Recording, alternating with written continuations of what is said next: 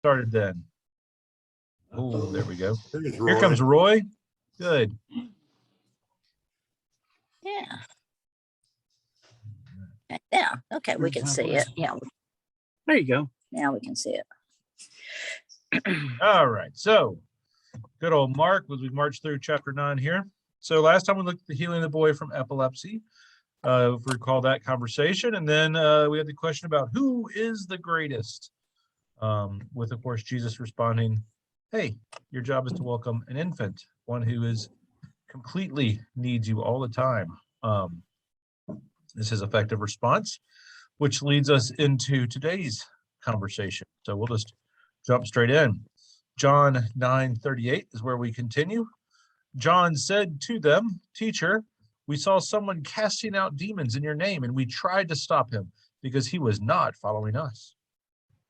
But Jesus said, "Do not stop him, for no one who does a deed of power in my name will be able soon afterwards to speak evil of me.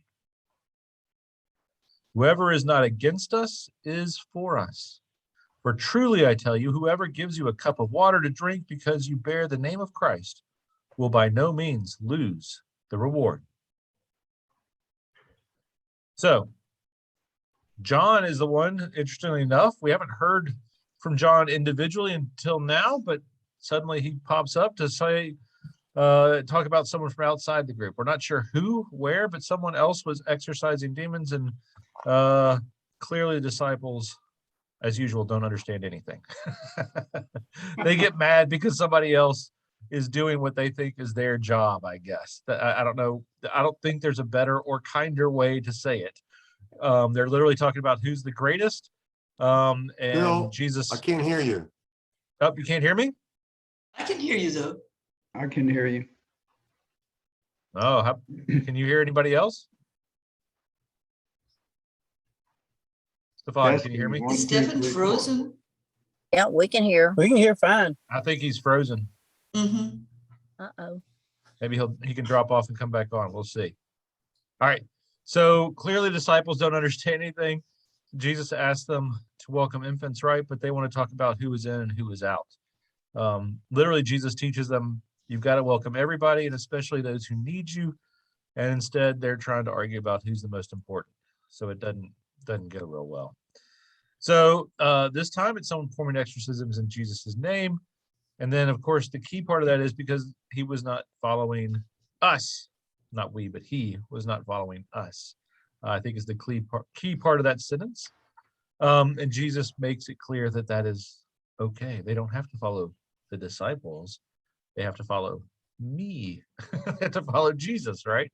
So whoever's not against us is for us, is Jesus's famous line, which is an interesting turn of phrase. If there's anything that challenges people, it is that. What does that mean, right? So Jesus is blowing up at least one quote that's often used that you hear people say all the time from Desmond Tutu: "If you're neutral in situations of injustice, you have chosen the side of the oppressor," right? If the elephant has its foot on the tail of a mouse and you say that you are neutral, the mouse will not appreciate your neutrality.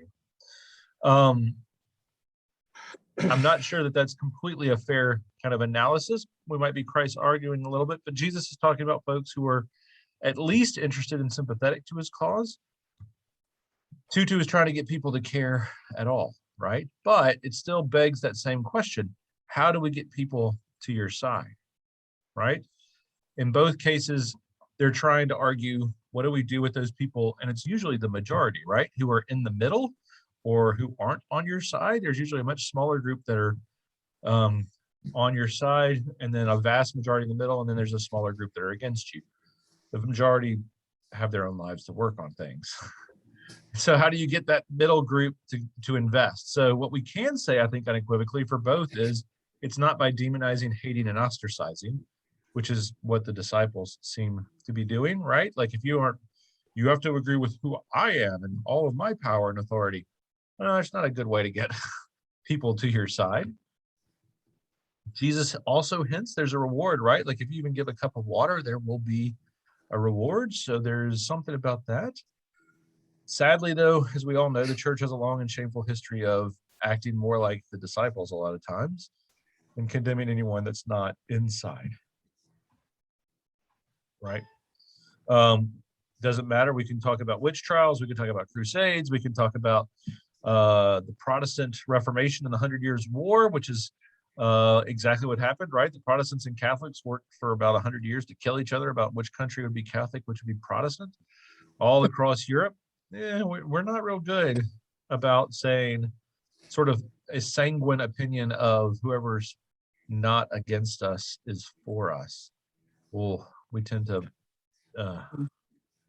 get to far bigger polemics much quicker, right? The church also, though, at times has an amazing history of adapting to the local community and willingly taking on holidays, changing things for local populations. We're in the middle of it, so Christmas is that quintessential holiday. It is a perfect example of us saying, you know, we can change a couple of things to try and get those folks in the middle into our camp instead of getting anxious about it. So for centuries, the church celebrated Christmas at varying dates. For the first 300 years, give or take, we had a variety of dates for Christmas. Just to name it, this is a quote from Clement of Alexandria in 200 AD.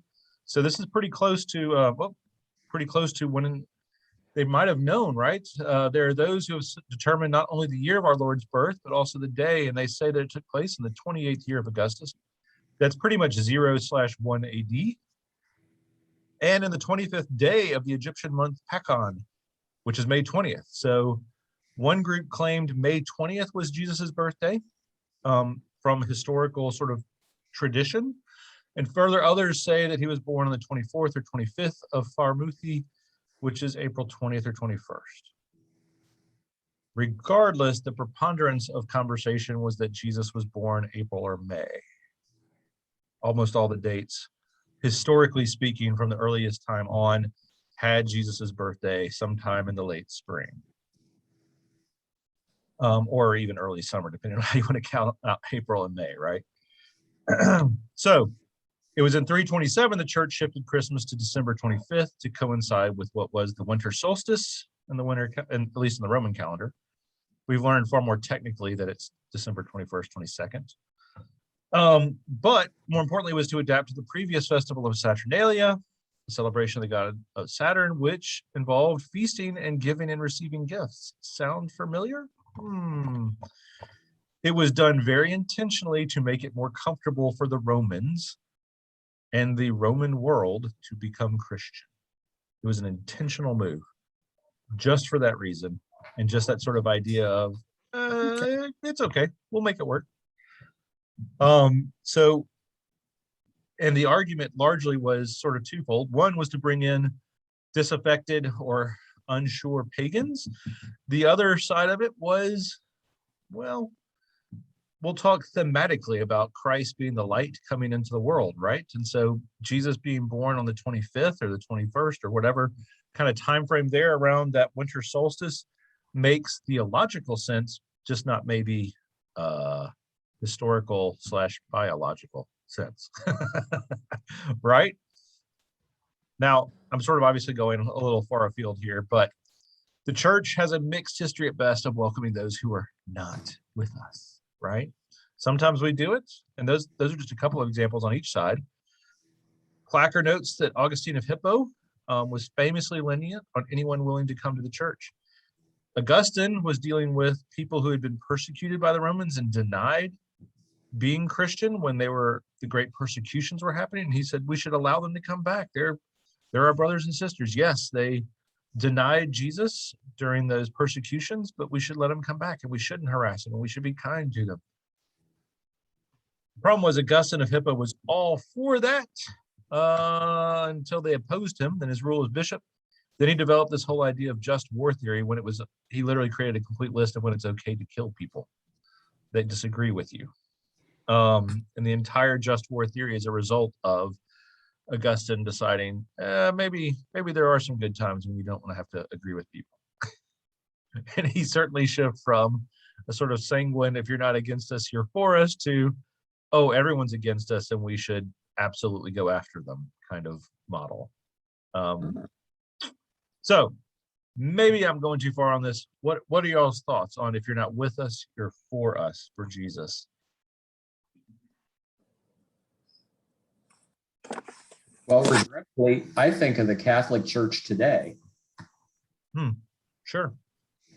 and trying to do things like decide who is eligible to take communion and who is not qualified. And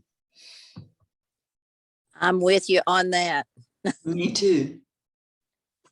It's disturbing to us. I mean, the Catholic Church, there are a lot of wonderful things about it, but our daughter is married to a Catholic young man, and if we go to the church where he was raised, we are not allowed to participate in communion with our daughter's family.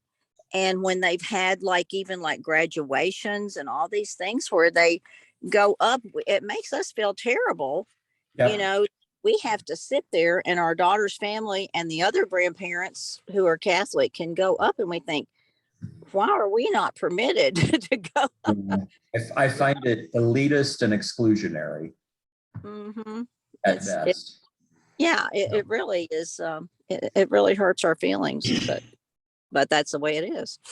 One of the most profound things in the Episcopal service that I really enjoy, okay, this is not that everyone is invited to our table. I just every time that Bill, you say that, okay, it just warms the knuckles in my heart. Mm-hmm. Good. You're so right about that, because who are we to judge what level of belief in Christianity we are? All right, and it's wonderful that welcoming feeling. So That pales in significance to some of the shenanigans the church has pulled in its history. Yeah. I mean, people have died because of the church in the church's history. So By the thousands. yeah, sure. yeah. So that, while it seems petty, but to me today, it's a very relevant issue. And the other half of my house is Catholic. So I have had similar conversations to what you're talking about with your son-in-law. And I've finally convinced him that I'm, as an Episcopalian and as a Christian who made an adult profession of faith and an adult decision to confirm into the Episcopal Church, I'm close enough. Uh-huh. So, I like that. I'm close enough. That's a good one. I like it. So then, are you allowed to take communion? well, I've got it to the point where it's okay with him that I do. Now, I don't walk up to the priest who's handing out the host in the middle of the service and say, I'm Protestant, Right. but feed me But anyway. I did. Early on, my son-in-law is very Catholic, and we were in Rome, and he wanted to go to an early morning mass at St. Peter's. And I'm there. And it was on the most gorgeous side chapel you've ever seen. And I was so enthralled with that. I'll take communion. They won't know. But it was an all very Orthodox looking rector, and I didn't present myself quite right, and I almost dropped the wafer, and it was bad, and my son-in-law was not real happy with me, but I thought, why not? They won't know. So I was breaking all sorts of rules then. It's interesting because there are two different types of Catholic churches in Memphis. Most of them are Jesuit, and they're very, very adamant that you have to be a member of the church and have followed all the rules and regulations to take communion. And go to confession. Go to confession. Then there are the Dominicans who said, "You're a Christian? Come on, have some refreshments," And I don't understand within the faith there's that much difference between Dominican and Jesuit. But it's interesting. Anyway. We are all infants. Yeah. Yes. Yeah. Yeah. True. So There's no we doubt. need to welcome everyone, Yes. as we do in our service. Again, and just to kind of reiterate, that's the beauty of it. I know it. We're When thankful. when I fell 2 years ago in the summer and broke my foot, some of you know this, some of you don't. I happened to be on a weekend retreat out at the monastery in Conyers at the time that I fell. And It was Friday night when I fell. They took me to the hospital Saturday morning, and I was there until Monday because of other concerns they were worried about. And on Sunday morning, why can't I think of his name? But the guest master, I guess, called me and said, "Would you like me to bring you communion?" And I said, "Well, I would dearly love that, but you need to know I'm not Catholic." And he said, "Well, what are you?" And I said, "Episcopalian." He laughed out loud and said, "I will bring you communion." That was just an absolutely touching thing that I think he did, especially since he had to drive 20 miles to the hospital to bring it to me. Oh, That's special. that was special. Yes, it was. Yeah. I mean, to me, the scene has echoes of the time when I think it's Joshua comes to Moses and said, "Hey, there are people who are prophesying out there in the camp. We need to stop this." And Moses says something like, "Would that all God's people would be prophets." And I think the phrase is kind of cryptic. To me, what's more important is that Jesus seems to be saying that actions speak louder than words. That they are, in essence, what is it? He says, "No one who does a deed of power in my name will soon afterward be able to speak evil of me." Well, if they're acting in my name, then that's good enough for me. Mm-hmm. Yeah.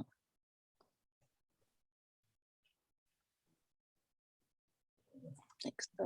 Bill, are there other places in the Bible where people who are not Again, the disciples have driven out demons? I don't know. I'd have to look. If there Matthew and Luke may copy this story that Mark has put out there, but I don't know that there's a different story that's out there. Okay. which one? I thought there was one story somewhere along the way where disciples tried to cast out demons and couldn't. There is that. There is that. The interesting thing. That kind. Mhm. You okay? The interesting one though is that in Matthew he actually reverses Jesus is saying here and says, "Whoever is not with me is against me." In Matthew. Matthew clearly did not like Jesus's commentary about if you're not against me, you're with me. He literally reverses it and says, "And if you're not with me, you're against me," kind of turn. So even at the beginning, people are wrestling with what to do with Jesus's idea here, right? But I think what's come through in today's history, or what I remember or think of, is if you're not with me, then you're against me. The latter, what Matthew was saying, that's what I've heard more often. And that's why I had to pause and really think about the first phrase, "If you're not with me, then you're for me." I had to really think about that and go, wait, no, that's not quite right. And I see the difference now. One's in Mark and one's in Matthew. Right. So if it feels like you've heard this two different ways, you have. You have heard it two different ways.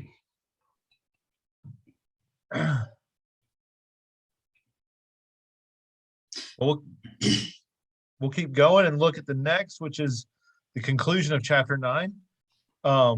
If any of you put a stumbling block before one of these little ones who believe in me, it would be better for you if a great millstone were hung around your neck and you were thrown into the sea. If your hand causes you to stumble, cut it off. It is better for you to enter life maimed than to have two hands and to go to hell, or Gehenna, to the unquenchable fire. And if your foot causes you to stumble, cut it off. Yikes. It is better for you to enter life lame than to have 2 feet and to be thrown into hell, Gehenna. where the worm does not die and their fire is not quenched. And if your eye causes you to stumble, tear it out.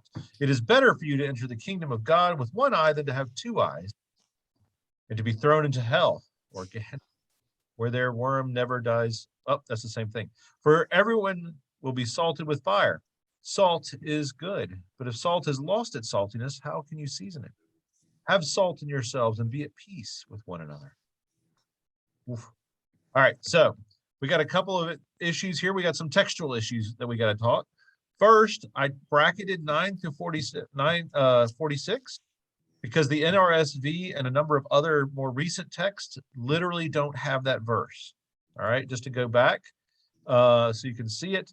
46 is where it says, it is better for you to enter life lame than to have 2 feet and to be thrown into hell. And then verse 46 is, where the worm does not die and their fire is not quenched.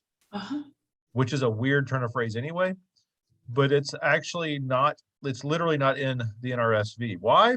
Because it doesn't make sense in part, right? I mean, some of it's like, what does that mean? And the earliest translations don't actually have that verse. Okay, so now we have to sort of go into a little bit of how we have the books we have. This is probably for all the EFM folks, you've heard this or versions of this, and it's not a total aside, but the King James Version is a translation of a manuscript called the Textus Receptus, all right? So we're going to do a quick but deep dive on how we have the Bible we've got. It's called the Textus Receptus, or what is called the received text, that was the earliest known text at the time of the King James Bible, which is 1611. But since 1611, we've done a lot more research and we found a lot earlier texts and a lot better texts. That is, one's probably closer to what was actually written. What do I mean by that? Well, the Textus Receptus, the received text, was compiled by Erasmus in 1516 from a variety of Greek texts that were considered to be the old Greek texts at the time in 1516.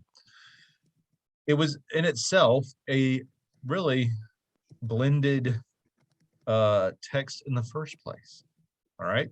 So Erasmus got that, printed it on the continent in 1516 as, here is the Bible in all its glory. But many of the Greek Orthodox texts then and now are far, far earlier. Does anyone know the oldest text? Not the name of it, I can't remember.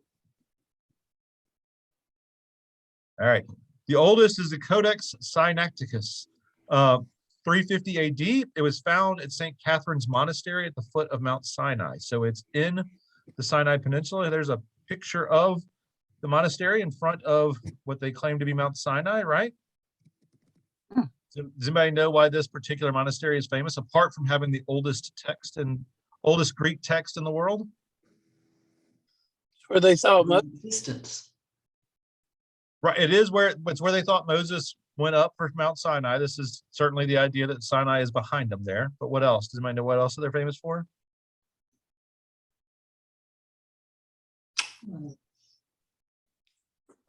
So Mount St. Catherine's, Mount Sinai is mentioned in some of the teachings of the Quran.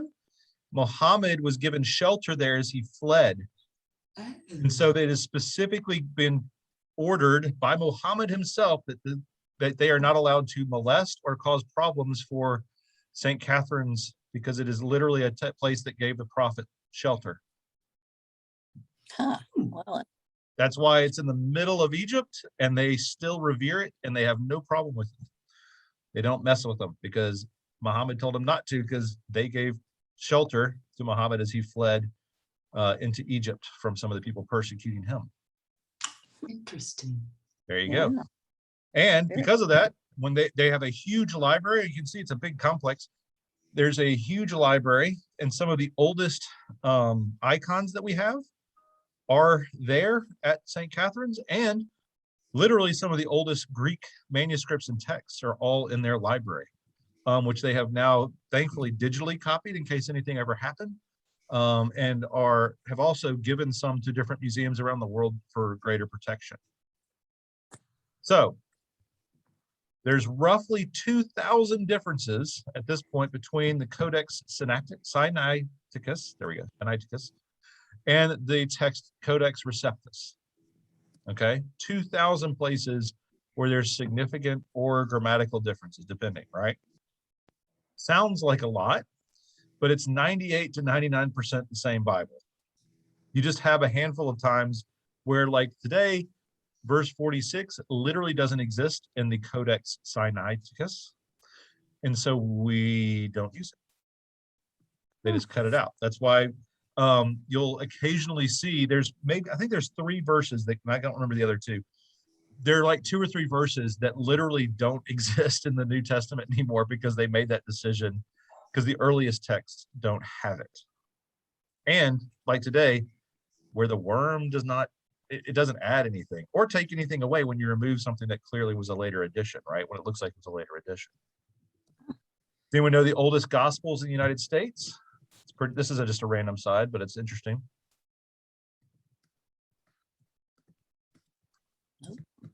It's called the Codex Washingtoniensis.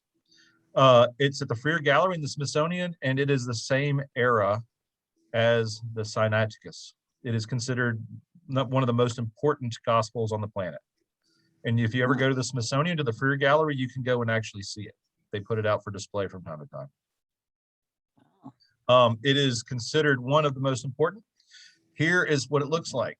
Now, no one has to read Greek, but what do you notice about how they wrote these texts as you look at it?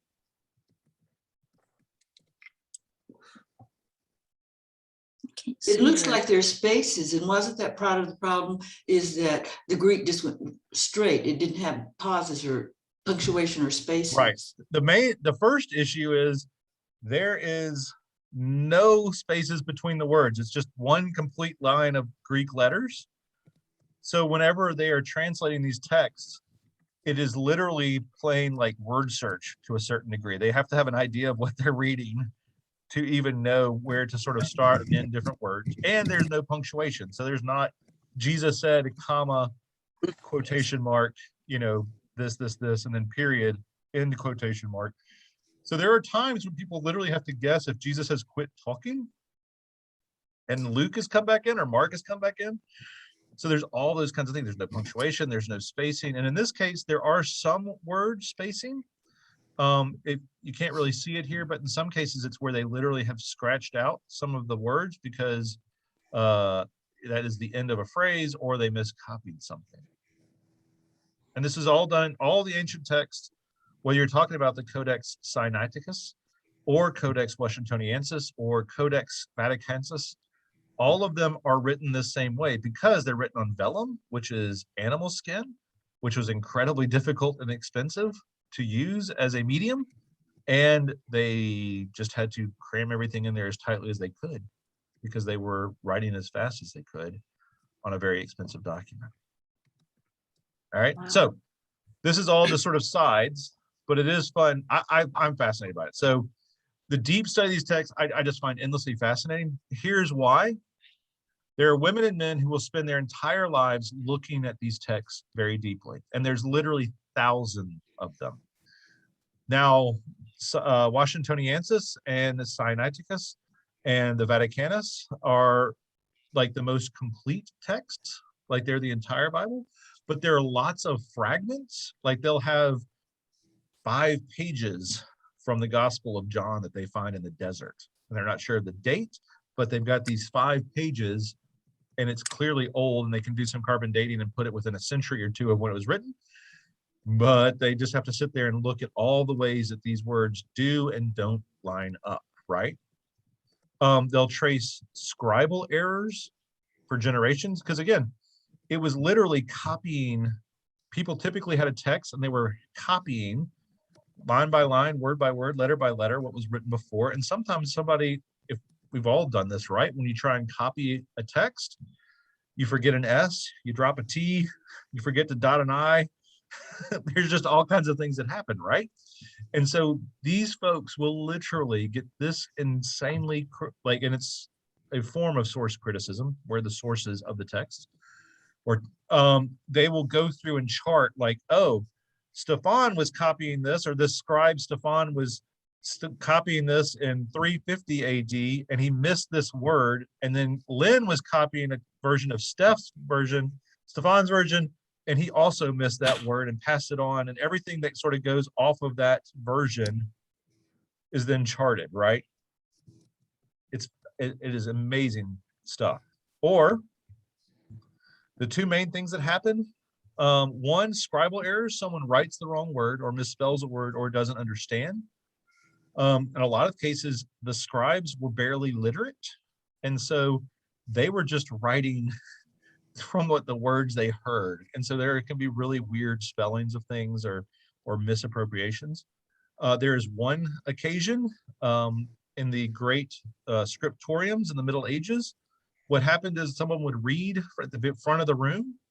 Nettie would stand at the front of the room with the Bible and read Hatu Tu Panaru. And then everyone else would have to write down Hati Tu Ponoru, right? And everyone would take a few minutes to write that down. She would repeat it several times. In one occasion, there was a gentleman with a lisp who was reading from the Bible. And so there's lots of errors because this person evidently had a lisp and they couldn't understand what he was reading when he read it. And so all these things got passed down as copies, right? I mean, just sort of fascinating things like this that happened for centuries. The other thing that happened, while you had sort of genuine and unintentional scribal errors like that, you also had people didn't like what was said, and sometimes they would fix it, right? They would copy and it would say something like Jesus was upset or angry, and they will say Jesus was, instead of angry or unhappy, they might say it, Jesus was nonplussed or something. They'll use a different word and go, I don't like Jesus being angry here. And they'll literally change the word out. Or they'll add words because they'll say, that's not a really good ending. We need a different ending. Does anybody know the most famous place where that has happened? And it impacts all of us as Episcopalians. Lord's Prayer? Yeah, Lord's Prayer. For the Textus Receptus, Jesus ends the prayer with, for thine is the kingdom, the power, and the glory forever and ever. That got translated into the King James Version, which then became the basis for our liturgies and for everything else. And so at that point, that's when we started saying the Lord's Prayer with that ending, right, as Protestants. And if you want to get laughed out of the Catholic Church, stand there in the middle of a service and continue on with that phrase when nobody else does. You got it. We have done that. So the Sinapticus and the Vaticanus, the oldest, just has it ending at deliver us from evil. And then a lot of times we can say that the Protestant church is more biblically aware. This is one of the few times we can say the exact opposite. The Catholic Church is correct. We're supposed to end at deliver us from evil because Jesus did not, at least in the earliest records we have of the Bible, that ending is just simply not there. A scholar added that because, let's be honest, it's a little bit better ending than just deliver us from evil, period. Right? It has a little bit more of a conclusion formula. All right. All of that is total sidebar, but I find it fascinating. Any questions about hardcore source criticism and textualism? Let me add one little point here, because when I did a deep dive on the Book of Kells and the Lindisfarne Gospels a few years ago, they were all written on vellum.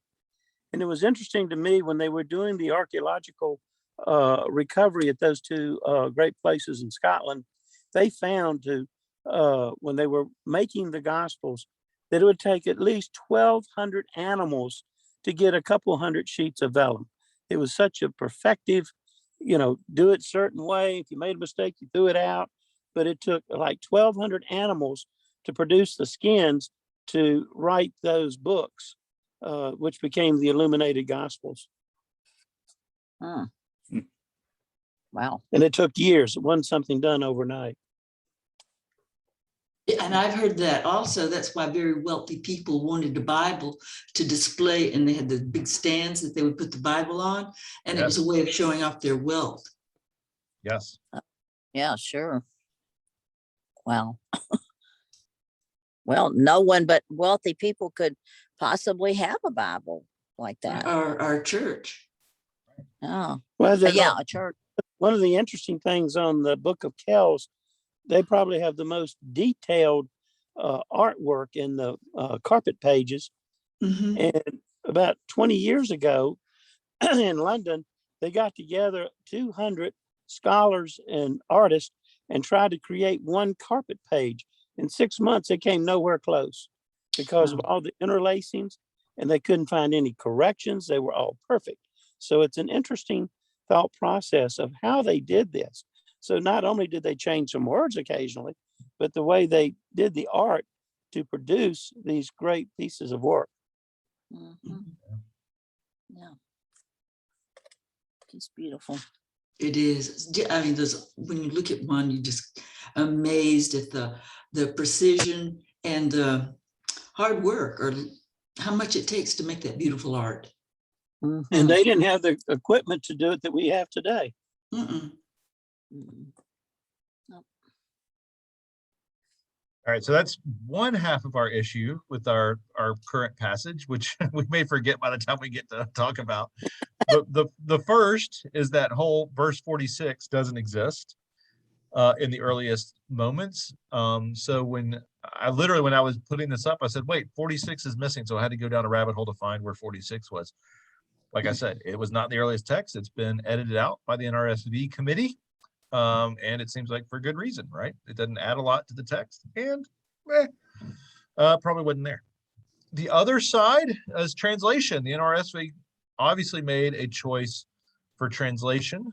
Gehenna is the word that is used in the text, but it is translated every single time as hell. They made a choice to call it hell instead of Gehenna, which technically are very different places, right? In ancient times, Gehenna was where people sacrificed babies to the Canaanite god Moloch. And that's what we have from the Old Testament. We have a record there. Then Israel and King Josiah ended that practice. And when they did, Gehenna became a trash dump right there outside of Jerusalem that was on fire, full of decay, full of rot. Basically, if you had anything you didn't want, you went and dumped it out in Gehenna.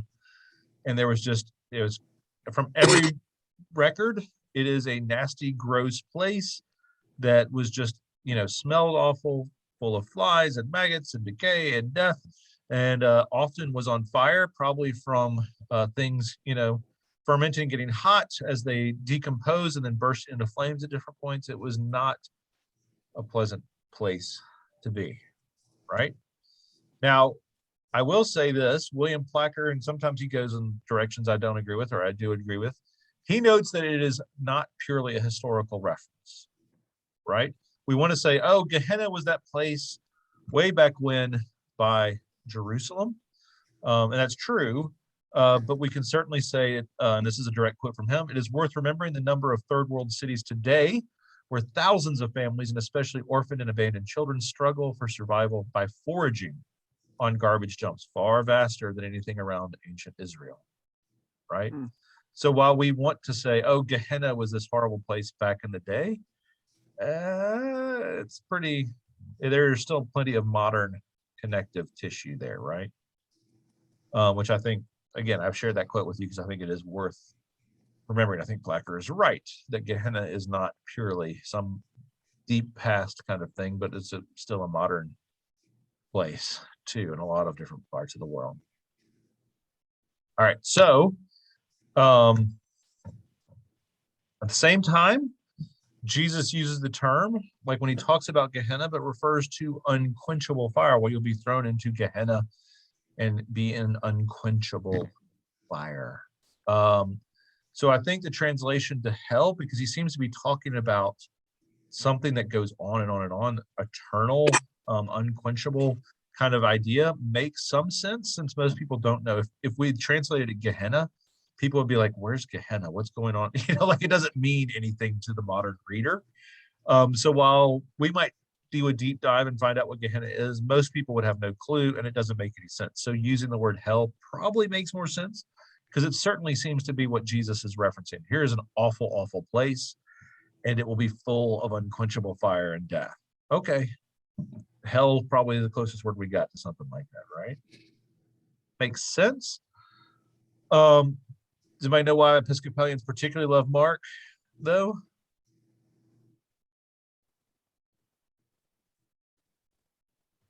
because Jesus only talks about hell in this one moment. That's it. There's not another moment where he talks about hell.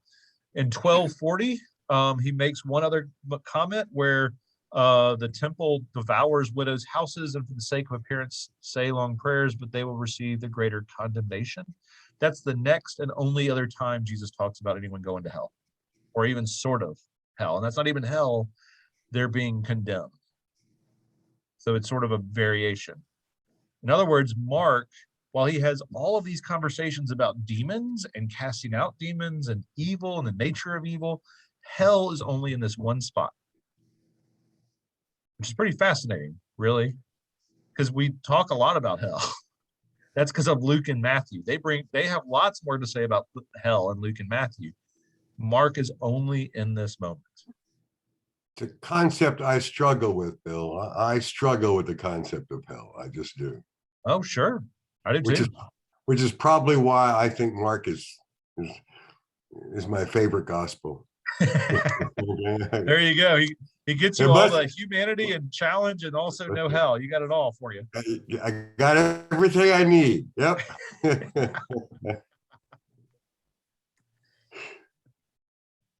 All right. So again, hell's not a big part of Mark's Jesus. And I do think it matters because this is the only time it's mentioned. I think that we should pay a little bit more attention to it here. Why is Jesus casting someone into hell? Questions, thoughts? This is all the textual stuff. Do I need to go back and read the verse again? Has it been so long since we looked at what we were talking about? In EFM, of course, we talk a lot about source theory of the Gospels, and we've been, that's always a high horse I get on. Nettie and Lynn will laugh about me because I was on that horse again on Tuesday. But is there any theological consensus on when and why and how hell did make it more prominently into Matthew and Luke, or is that just one of those things that we scratch our heads about? Oh, there's lots of theory. It's pure theory, of course. Some theorize that if Mark really was writing at the time of the destruction of the temple, if it's around the whole AD 70 revolution and people are being killed in the streets, some have argued that Mark isn't concerned about describing hell because people were living in hell. They were living in war and pretty much genocide by the Roman army. So Mark didn't have to describe hell or the problems of being persecuted because they were actively being persecuted and killed, right? Okay. So there's that theory. The other theory is, of course, just it's a difference in theology, right? I mean, Mark has one idea and he's not going to make it super, it's who is this Jesus guy? And it's more focused on Jesus than on the other guys or anything else that's going on. So Mark doesn't really care to talk about hell. It doesn't matter. While Luke is much more with his two-part story of Jesus and then talking about the early church is much more concerned about the conflict between good and evil, right? It's much more of this cosmic clash. Luke almost always has, it's like only Luke has the two thieves on the cross, right? And one says, save us and save yourself. And the other says, how dare you, and you sort of have the good guy and the bad guy. He has a lot of moments where he has the good guy and the bad guy around Jesus to help us choose which straw man we should approach, right? And so as a result, lots of people get cast into the outer darkness, and the weeping and wailing and gnashing of teeth moments are in Luke. And Matthew, for that matter. It's hard to say if that was something Jesus completely talked about, or if that's something they added as they went along because they felt like it was implied, but maybe not as clearly stated. I don't know. No, I do get a little area.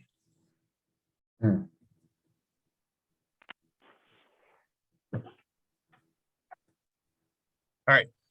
We went on a big side notes there just because I find both of those fascinating. But here's to get back to the story at hand. So scholars break up our two arguments today, right? I don't think it makes sense that they should break up the arguments. That is, Jesus' argument about allowing someone to do works in his name don't mess with that guy. If he's casting out demons in my name, if he's not against us, he's with us, right? Is one story. And then he shifts to this teaching about leading others astray. I think it's pretty much both of these are directed clearly to the disciples, right? In both cases, Jesus is saying, guys, don't mess with people who are actively helping you. And for that matter, don't persecute people who are sort of around the edges, not sure. Instead, you need to be working on what you're teaching and how you're going to make this all work. And so it goes sort of from an semi-passive active or passive aggressive kind of refusal to see anyone else being willing to help to, oh, and here's what happens if you actively teach and mess things up. You know, if you really do force these people not to believe in Jesus and to God, then it's better for you to have a millstone thrown around your neck, right? It's harsh. Clergy noticeably skip these verses because they're really scary for clergy. Like, my job is to teach and help people get to Jesus. I don't like hearing about how if I mess it up, then I'm definitely in bigger trouble than all the rest. That's not much fun to hear. But I do think that's what it is. So I think they're perfectly related. Jesus asks them to welcome the other and then tells them what happens if you persecute the other or teach them poorly. Either way, right? It's a logical progression. Placker sees this moment a little more uniquely, which I'll share his quote here. If you could cut off your foot to keep you from sinning, should you do it? That seems to be the argument, right? And he basically says, yeah, but here's the thing, we can't. The source of our sin is not a part of us that can be removed with the sharpest of knife, right? Placker points out, like, Jesus is making a teaching that we just sort of almost absurdly accept, like, yeah, I guess I should pull my eyeball out. That's not going to stop you from, if you were blind tomorrow, that's not going to stop sin. If you cut off both your feet, that's not going to stop you from sinning, right? It's sort of an absurdist argument. But it's a metaphor. Isn't it a metaphor, Bill? Of course it's a metaphor. Yes. Yeah. Okay. Yeah. It's a metaphor, but it's amazing. People have actively in history cut off hands and feet and eyes and tongues and all kinds of things because they take it literally instead of clearly metaphorically, right? But Placker, and I do think this is interesting, he says, this is how serious sin is. It would be worth cutting off a part of your body to cure it, if only it were that easy, right? So we have to think more deeply about sin. That's what he sees as Jesus's entire conversation here. We have to think about it harder than just going like, well, if you can cut off your hand, right? Metaphorically speaking, but that's the harder part, is what are we doing? So what do we think about Placker's definition or interpretation here? Does that resonate? Does that seem right? Or does he go far, not far enough? What do you think? Well, to me, a lot of this is about this mark and theme we've seen before of, what God cares about is motivation. Yeah. What's in the heart. And so part of that is we see what's in the heart by what you do. Again, this, actions show what's in the heart. And so to me, it's sort of saying, well, if this is what you're doing, you need to do whatever it takes to stop, because it's the inside, it's like when he's talking about it, it's what you vomit out, not what you ingest. That's the concern. I mean, look inside yourself. If this is what you're doing, you gotta figure out a way to stop it. Yeah. Amen. What do you think of the NRSV study Bible footnotes that say these passages, that 42 through 50, are a warning on male sexual discipline? There's a lot of conversation about if that's what this is about. If this whole idea is about lust and desire, child abuse, perhaps. Yeah, there's a number of those kinds of implications. And for everyone who hasn't read, so it's basically this sort of idea that there's a couple of other places where Jesus refers to these kinds of internal sins, and it tends to be like, what causes you to sin? It is desiring with your eye. And that's sort of a reference that people will say, oh, that's clearly proof that this is some degree of lechery / adultery.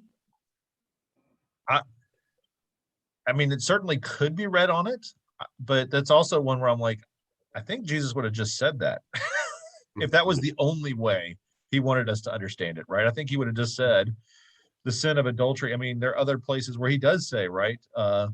If you even look at a woman with desire in your heart, you have committed adultery. There's other times when he's much more clear about that, about which sin is which.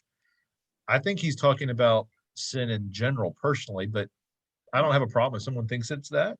I still think the teaching is the same, which is whether it is literally a pedophilia kind of or adulterous approach, it's still sin, whether you want to define it as that or something else. And it's still, Wow. you still have to think deeply about what does it mean and how do we stop ourselves from doing it. And like you said, Len, how do we work with our hearts and that internal motivation, which is what God's far more concerned about than necessarily both feet, both hands, both eyes kind of situation. But wow, I just read the footnote. Yeah. That caught me off. Yeah. So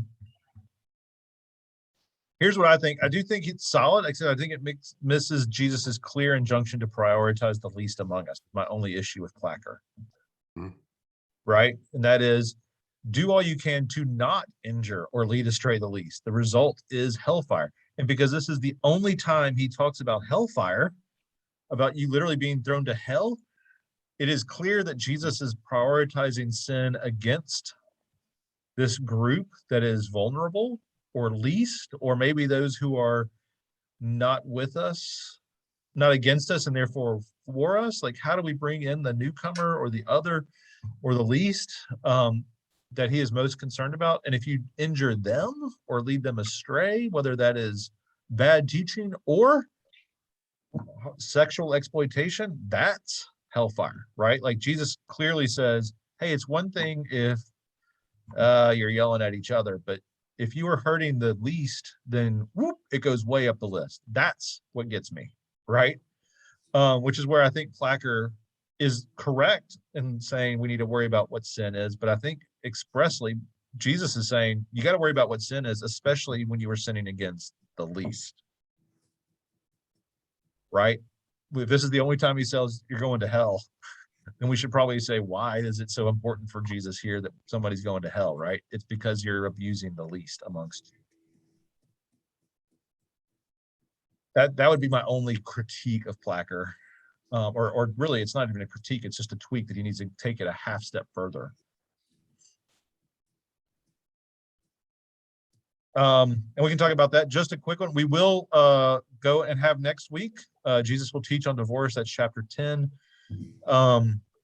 And so we'll do next week, and then we'll take the following 2 weeks off, because the following week, next week will be the 17th. The following is the Christmas Eve. I'll be busy. You all will be busy. And then the following week is just that sort of quiet in between week, and it'll be the 30th, I guess, or 31st, whatever. So it'll be a little too chaotic. So we will meet next week. We'll skip the next two. Thank you. Thoughts on any of it? You know, how many times do you have to read the Gospels to start really getting it? More times than I have. Great question. That is a good question. Good point. A lot. And even then, I don't know that I always get it. I'll read some of these guys and go, I didn't see that. I've read this thing a dozen or 100 times, and I didn't catch some of the things that somebody else will catch one time. And then at other times we'll have a conversation, right, as a group, and somebody will go, what about this? And I'll go, oh, yeah. Well, and Nettie, I'm with you. I just read these NRSV footnotes for the first time, and they leave nothing to the imagination. No. But I even had them underlined, so I've read them before and have forgotten. So that's the problem. Oh my goodness. The complexities of all this is great, and it takes a long time for our feeble minds to fully capture what's being said here. Mm-hmm. That's right. And sometimes it's on the other end. Sometimes it's the most obvious thing is right in front of us, and a kid says something, and you go, "Oh yeah."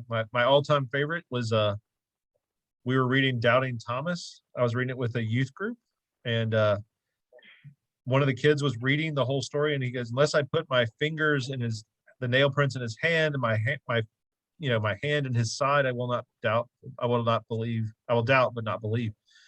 This kid just goes, "That's disgusting." I don't think I'd ever heard anybody actually just say that. You're like, "Oh, that is pretty gross." Yeah, that's a pretty gross declaration. We're so busy talking about if he's doubting that you're like, "Really? That's what it takes to believe, Thomas?" Like, oh. I think what we're saying is that we are all just like Mark's disciples. Oh, yes. Yeah. Yes. We are. Absolutely. I think that's a perfect way to We end. just don't get it. No matter how Um, many times it's hammered into us, we don't get it. We miss I it. know. It's hard. We will be at Holy Innocents Sunday, and we hope to see some of you face to face. Okay. Well, I look forward to that. We're looking forward to it. Perfect. So we'll see you then. Sounds good. Well, we'll see you all very soon, my